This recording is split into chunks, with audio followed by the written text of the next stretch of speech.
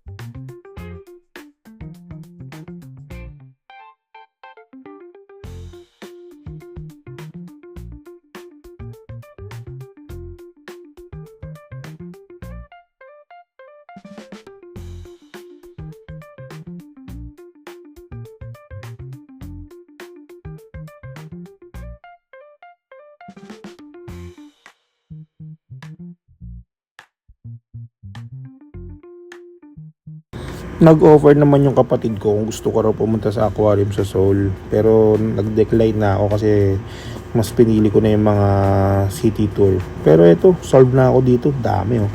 Quiet na ako ulit.